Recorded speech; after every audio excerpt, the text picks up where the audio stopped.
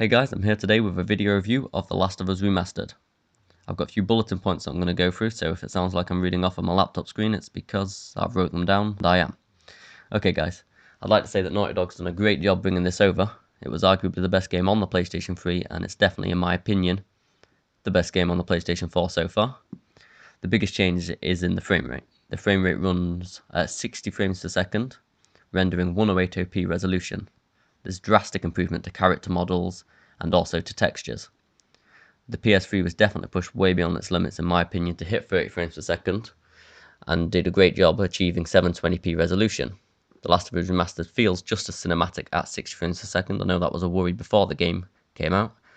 However, developer Naughty Dog added a 30 frames per second lock in the game's menu, which I thought was a great feature for all the purists out there.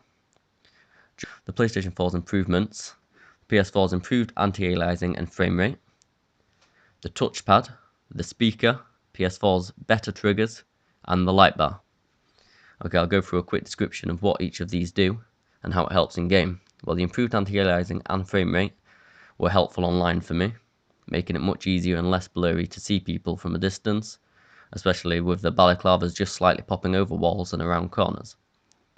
The touchpad's now used to get into Joel's backpack, which is definitely better than the PS3's clunky and just annoying select button, and it just feels far more intuitive. And the speaker within the DualShock now serves as a more natural way to listen to the audio logs that you'll find around the world. It was first seen this idea in Killzone Shadowfall, a great idea. The PlayStation 4's better triggers now allow you to use the L2 and R2 as the firing and aiming, rather than L1 and R1. However, again, for the purists, there is an option in the menu if you want to change. The light bar on the DualShock is just for your health. I don't really think it was necessary. A nice addition all the same. The Last of Us Remastered doesn't come with any extra content at all. No new storyline, no new alternate endings, nothing like that. Not that it needed to. It's a great game and it has a great ending, and I'm glad they kept everything exactly the same as it was on the PlayStation 3.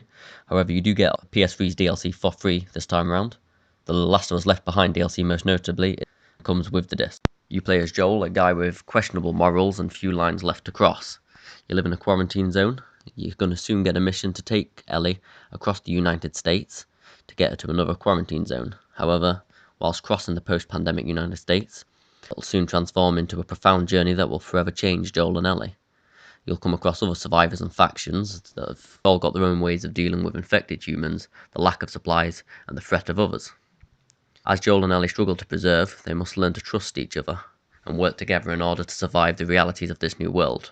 At its core, The Last of Us is about the bond that forms between Joel and Ellie. It's a story of love, loyalty, and redemption. The PlayStation 4 definitely gives a boost to graphical fidelity, making it arguably the best looking game on the platform. However, that's not surprising considering The Last of Us on the PlayStation 3 was definitely far ahead of its time. The Last of Us Remastered definitely manages to look a little bit better. Textures are more detailed and the lighting is enhanced, and everything pops more.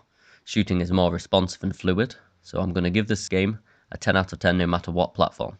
If you haven't played it yet, make sure you do, and if you have, I'd still advise picking this game up on the PlayStation 4.